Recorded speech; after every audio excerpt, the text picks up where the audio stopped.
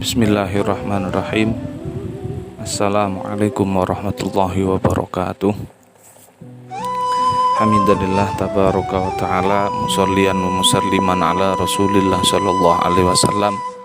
Allahumma salli wa sallim ala sayyidina Muhammad al-fatih lima ughliq wal khatimi lima sabaq, nasiril haq bil haq wal hadi ila siratikal mustaqim, wa ala alihi haqqa qadrihi wa miqdaril azim.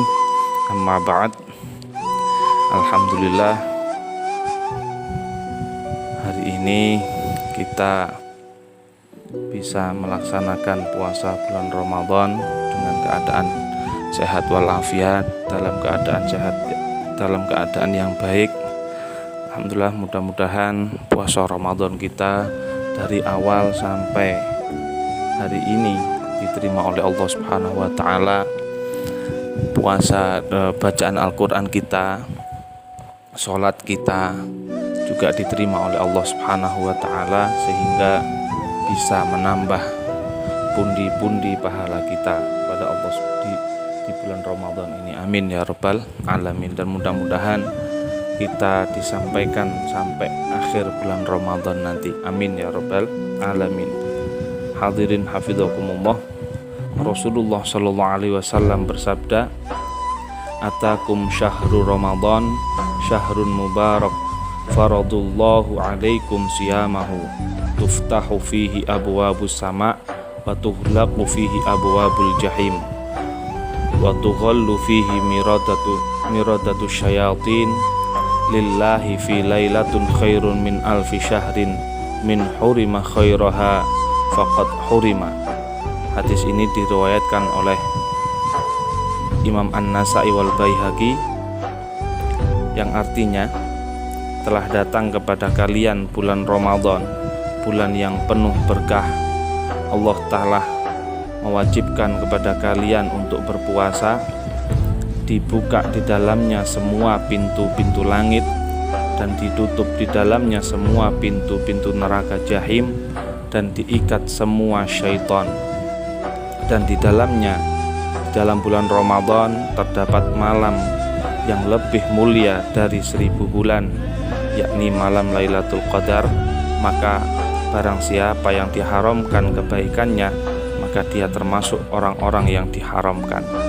Hadirin hafizakumullah, dalam bulan Ramadan yang suci dan mulia ini, bulan yang penuh dengan barakah ini, penuh dengan rahmat dan ampunan dari Allah Subhanahu wa taala, di samping kita diwajibkan untuk berpuasa, juga ada beberapa amalan yang betul-betul dianjurkan oleh Rasulullah Sallallahu Alaihi Wasallam untuk kita lakukan, atau amalan-amalan sunnah yang dianjurkan oleh Rasulullah Sallallahu Alaihi Wasallam untuk kita lakukan. Maka kalau bisa, kita jangan sampai meninggalkan amalan sunnah ini, karena di bulan Ramadan ini semua amalan dilipat gandakan oleh Allah Subhanahu wa taala pahalanya. Yang fardu menjadi 700, yang fardu bisa menjadi 70, yang bisa menjadi 700, yang sunnah pahalanya menjadi pahala fardu.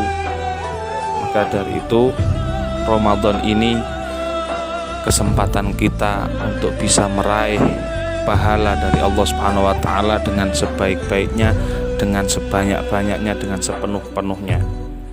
Amalan sunnah yang pertama yaitu adalah sahur, yang artinya makan atau minum sebelum munculnya fajar shadiq atau sebelum masuknya waktu subuh. Sebagaimana firman Allah Subhanahu wa taala di dalam Al-Qur'an surat Al-Baqarah ayat 187, A'udzu billahi minasyaitonir rajim, wa kulu washrabu hatta yatabayyana lakumul khaytul abyadu minal khaytil aswadi minal fajr. Maka makan dan minumlah sehingga terang bagimu benang putih dari benang hitam, yaitu fajar.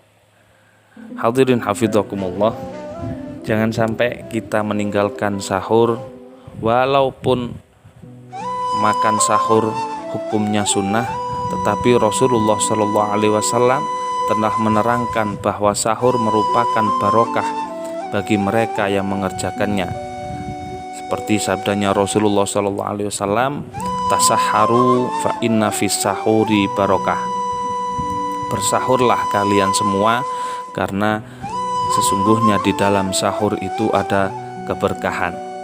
Dalam hadis yang lain Rasulullah SAW juga bersabda, "Alaikum bihadas sahur fa innahul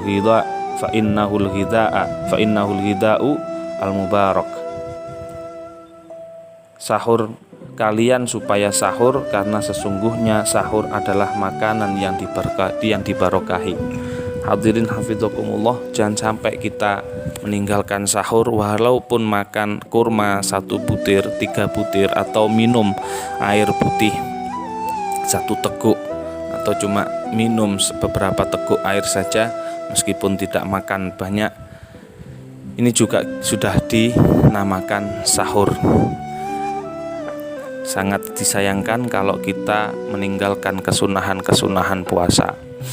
Dan juga dianjurkan oleh Rasulullah SAW, sahur berarti kita tidak meniru bagaimana mereka orang Yahudi dan Nasrani yang berpuasa.